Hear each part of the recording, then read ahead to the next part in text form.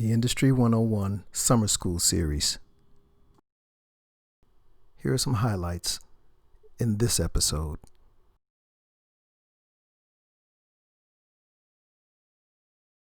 I think that's something that you'd have to kind of gauge on an individual basis, and that really comes with you knowing yourself and how strong your confidence level is, because maybe their level of skill and talent didn't really match.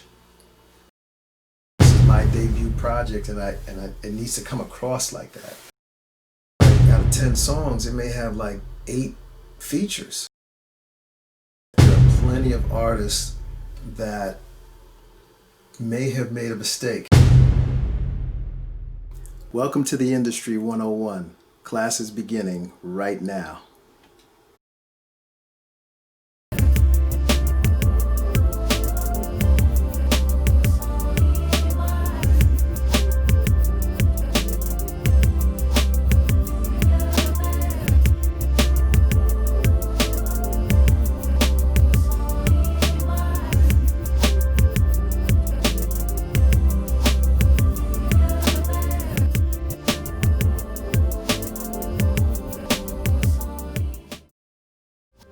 Hey, thank you for joining us on the Industry 101, where if you've got questions, I'll get you answers. I'm your host, Robbie Jenkins, and when we come back, we're going to address 2 questions from our viewers. One happens to be about having guest artists on your project, and the other happens to be about staying true to yourself as an artist. So 2 really good questions, and we're going to get right to them when we come back. See you in a few.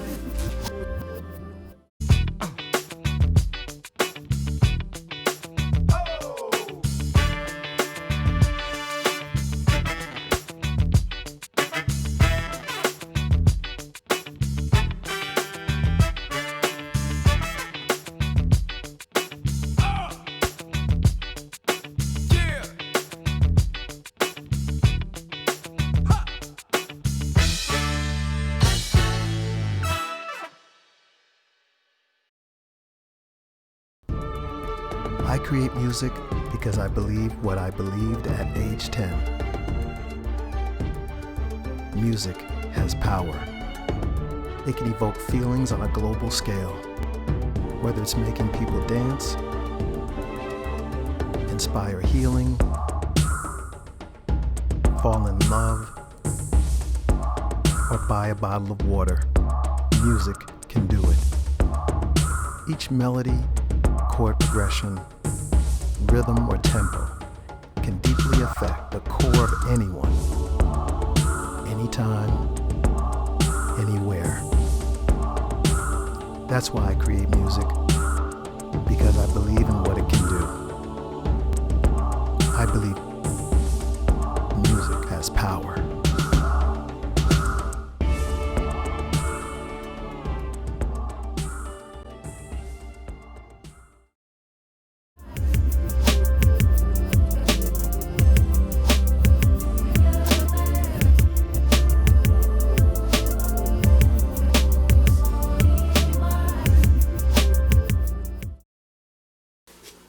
Hey, welcome back. So our first question is from GH from Atlanta, Georgia. And thank you, GH, for submitting and being a member now of the Industry 101 family. The question reads as such: is it a good strategy to have a well-known artist on your first project, or do you feel that would hinder someone's career? That's a good question. My thought on that is that there's plenty of examples that I could probably throw at you, either or, right? There have been some art, I won't name any, but there have been some artists where having that well-known artist kind of gave them like the stamp of approval, and lets people know that, look, I mess with this artist, so I'm kind of feeling like maybe you should too. And I'm putting my stamp of approval on it by getting in the booth with them and adding my artistic value to this project, right?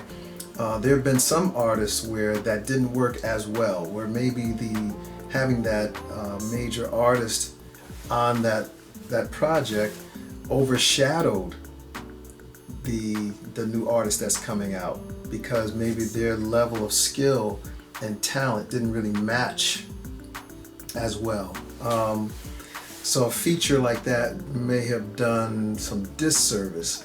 And I think that's an individual basis. I think, and GH, I'm not sure if you are an artist, but if you are, and you're asking that question because there's a possibility of something like that happening for you, I think that's something that you'd have to kind of gauge on an individual basis. And that really comes with you knowing yourself and how strong your confidence level is in what you're doing. So if you feel like having a major artist on your project may take away from the factor of people getting to know you and focusing in on you, because some artists really need that.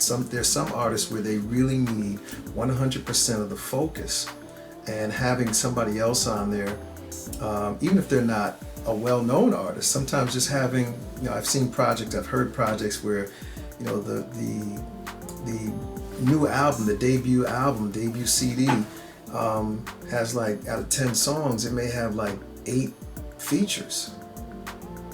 Kind of hard for me to get into you if you've got so many other people on there. After a while, I'm going to start listening to them if you've got too many. And that's a common thing. Some people feel like they want to do that because part of their game plan is that these are actually part of their crew or part of their company, and they want to introduce them as well. I personally think, if it was me personally, my debut project would primarily have the majority of the songs be me, right? It doesn't hurt to do 1 or 2 features, 1 or 2.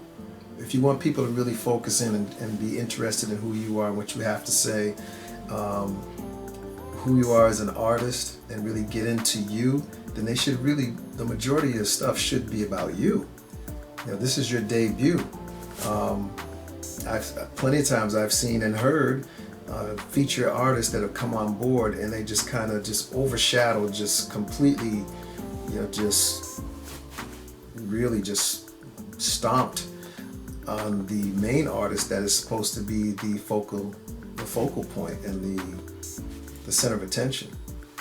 So if it's a major artist, I don't think it's a hurtful thing. I think it really depends on an individual basis, the combination of those two artists. Who is the major artist and who is the independent or the brand new artist that's coming out, and how well do they mesh together? Do the levels of ability and talent and skill, do they match? Do they even come close? Do they sound like they belong together? Sometimes people just pull names in or get a name on the project because they just feel like this is going to be a great thing, and it may not be. So I would say just be careful about that. If that's something that you're considering, ask yourself some very important questions. Number one, does this major artist really mesh well with what I'm doing? Number 2, do I feel confident about my performance on this project where it matches the level and skill set as this other artist? And 3, are there too many songs or too many other features where it's going to take the focal point away from me? This is my debut project, and it needs to come across like that. And some people just get caught up in just having a party, just bringing people in, and then before you know it, you got all your songs have other people on them, and so we don't really know who we're supposed to be listening to anymore. So it's one of those things where you can get lost. So just be careful. And again, there's probably tons of, and the fact that you submitted that question tells me that you are already aware that there are plenty of artists that may have made a mistake in doing that. They just might have. But there are also great examples of people where doing that was the best thing they could have done, right? And that's not a brand new thing. This stuff goes back decades, where there are artists all the time who were picked to introduce new artists, right? There's one label, legendary label, where their top artist was picked to introduce the new artist that they were putting out, right?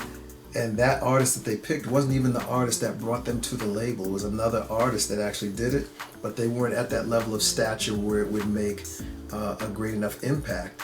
And so they picked the one that did and said, hey, look, we need you to come on board and say that you're introducing this act to the world now. And it worked. It worked. That artist was not on the album though. They didn't do a feature, they didn't sing a song, they didn't sing a note. It was just, I'm just letting you know that I like this group. And that was all there was to it. After that, you know, the rest was sheer talent on the part of the act, and they were very talented. But I think you get what I'm saying. So there's other ways to kind of play that if you don't want to take too much of the focal point away from you as an artist. All right, so when we come back, we're going to address our next question, which has to do with staying true to yourself as an artist and what that really means and how you do it. We'll be right back.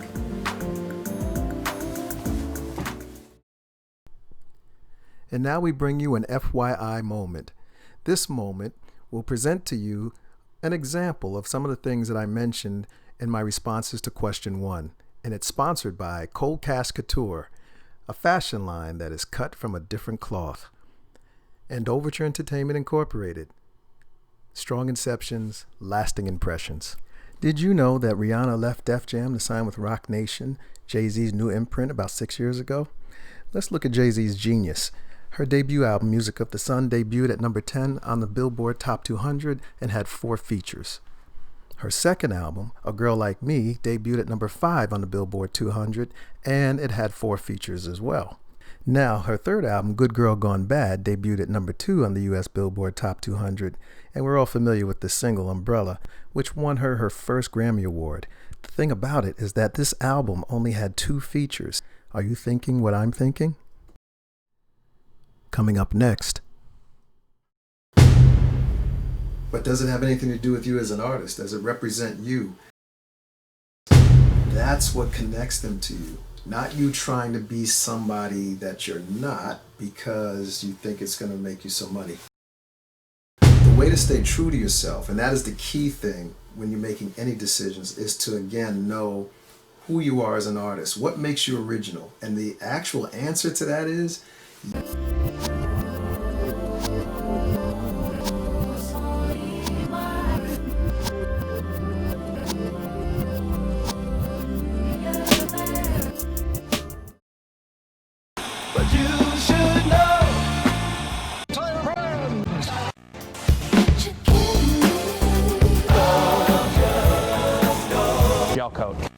when the fourth round.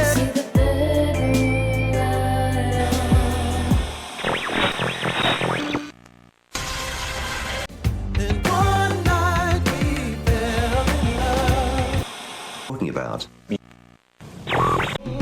this house, that car you drive. Scampy for limited. Not an option, I'm a man. Not an option. But the way you're gazing at me just made me bite my lip. Hey! Love is not supposed to hurt. Just totally anew.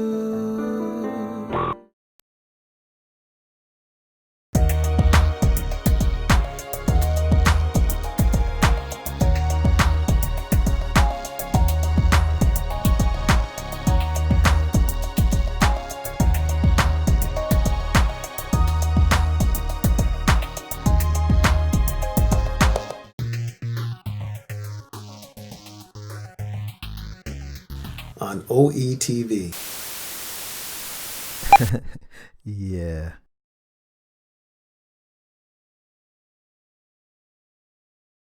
Provides young people opportunities to use their creative spirit, to develop their individual artistic talents, and to develop new works of art while participants work in a diverse ensemble setting.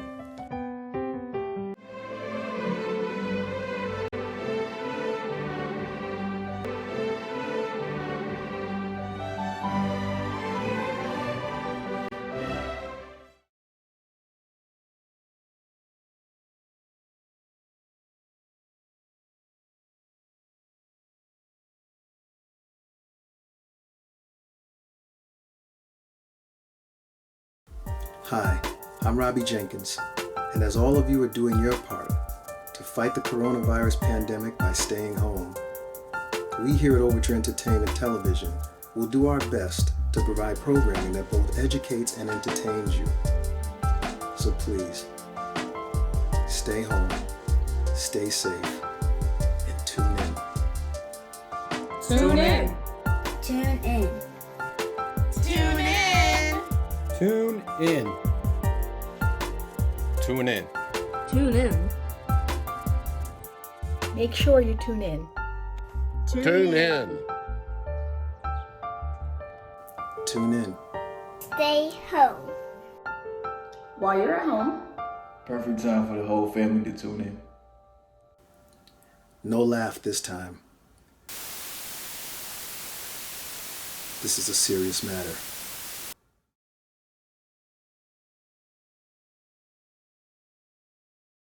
Thank you for remaining in your seats and not leaving class.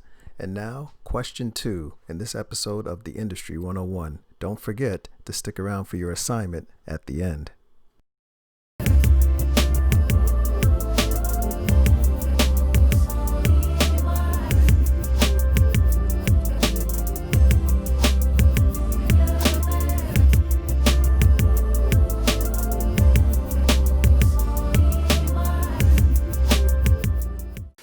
Okay, so we're back now with our second question for this episode, and this one comes from GA in Stamford, Connecticut.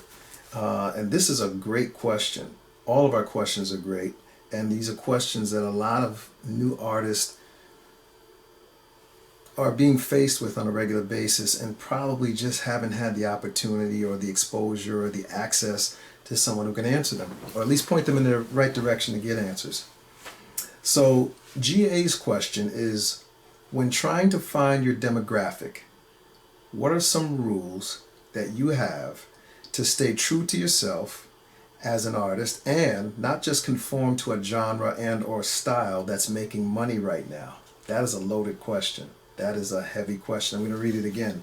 When trying to find your demographic, what are some rules you have to stay true to yourself as an artist and not just conform to a genre and or style that's making money right now? Wow. So here's what I would say. First of all, the name of the game is actually to make money.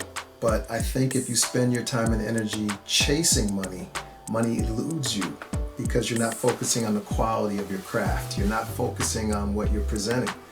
You're focusing on, I'm just going to do what's selling right now because it's selling right now. But does it have anything to do with you as an artist? Does it represent you? Is it something that you are genuinely connected to?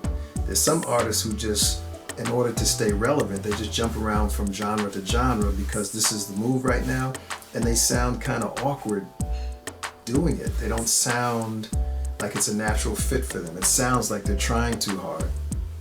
For some people it works, but it doesn't work for everybody. Some things are just not, they just don't match across the board on age and just a lot of reasons why. I think the way to stay true to yourself, and that is the key thing when you're making any decisions, is to again know who you are as an artist. What makes you original? And the actual answer to that is you make what you do original. Just being who you are and remaining who you are. If part of your image, let's say, is to wear sunglasses, but that's not something you normally do, if you find yourself, here's a test and here's how you can figure it out. If you find yourself getting ready to leave the house, getting into the car, and then cutting the car back off and running back inside because you forgot your sunglasses, then that's not normally who you are. Because if it was, you wouldn't have forgotten them. And if it doesn't matter, then you would drive off. You would have just drove off. You know, just being yourself means to actually do that. Be who you are, feel comfortable in your own skin, and let the music that you create represent who you are, because that's what people want to know. They want to know who you are in here. What's that? And then if you have the skill set on top of that to express it in an artistic way that draws people in and they feel comfortable hearing what you have to say and what you have to sing, what you have to play if you're an instrumentalist, that's what connects them to you. Not you trying to be somebody that you're not because you think it's going to make you some money. People can tell. And here's the other part that most people don't think about. Whatever you record, you have to perform. I'll say that again. Whatever you record, you will have to perform it one day. And if it's a big hit, guess what? You'll have to perform it pretty regularly throughout the rest of your career in most cases, because people are going to want to hear that. And if that song, I met an artist, I won't say their name, on one of the tours I was on, and they had at that time, they had a top 10 hit. In fact, it probably was at number 2 at the time. And we got in a van to leave the hotel to go to the venue to do the show. It was up in upstate New York, actually. I want to say it was Albany. And real nice person. You know, I said, you know, hello to them and hey, congratulations. I just checked the charts and I see that your single is number 2 and rising. It could be number 1 next week. And their response was, hey, well, thank you. I hate that song. Certainly not what I expected to hear. I didn't expect to hear that at all. I expected to hear thank you or some other kind of form of, you know, humility and, you know, appreciation. He was appreciative, but he was very factual about the fact didn't like that song. And the reason why is because the song was something that was dictated to him by the record label. Hey, we need a song like this because this is what's selling right now.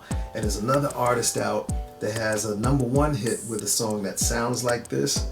So we need you to do that. They did it. They had a number 2 hit.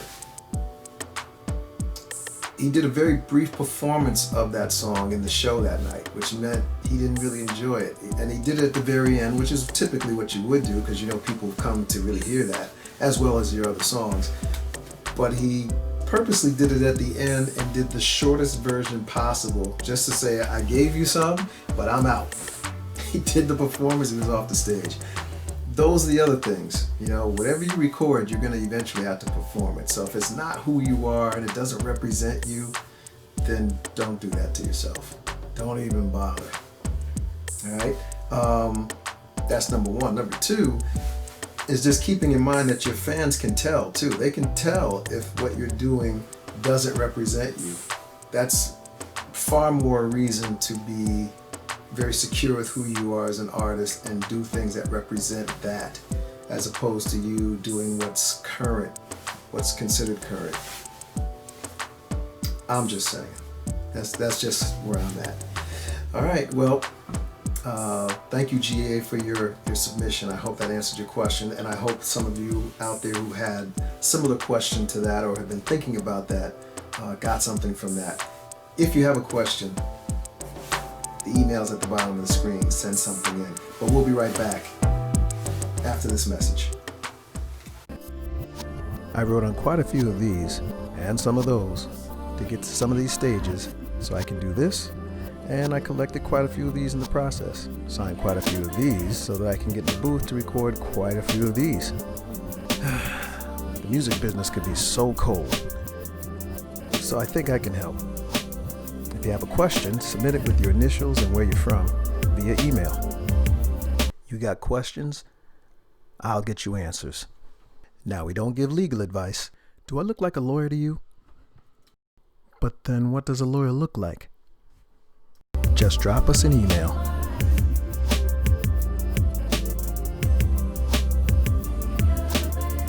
The Industry 101. Wednesdays at 7 p.m.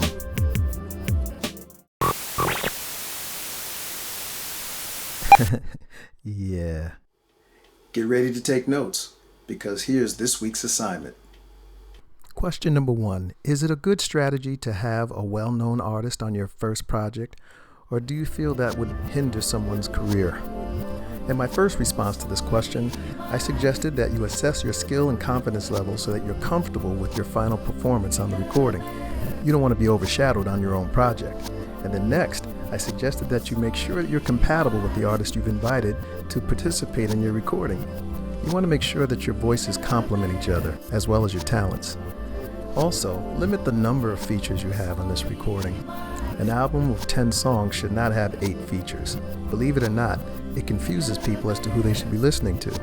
And finally, think about why you want to have guest artists on your debut project. I hope it's not because you're not confident about your own talent. Question number 2. When trying to find your demographic, what are some rules you have to stay true to yourself as an artist and not just conform to a genre and/or style that's making money right now? I suggested identify the things or characteristics that make you so unique so that you stand out from other people. Your friends can help you with this. Next, I suggested that you really just learn to feel comfortable with being yourself. Believe it or not, that's the one thing that'll automatically make you a standout. Next, I said, let the music really represent who you are. Let it reflect your personality and your confidence in your talent. Also, please remember, your fans can tell when you're not doing that. If you're trying to do something just because it's going to make you money, you probably won't make much of it at the end. And finally, your tip for this class. Your style of music, clothing, and hair should all reflect your personality. Stay focused, and good luck. Well, that about does it for us. I want to thank GH from Atlanta, Georgia, and GA from Stamford, Connecticut for your submissions. Great questions. And those of you who are thinking now and got the wheels turning, you have some other questions you'd like answered, send them into that email address at the bottom of the screen, and we'll address them in a future episode. So, Team 101, thanks again, and thank you all for coming by the Industry 101. I'm your host, Robbie Jenkins, saying see you next time.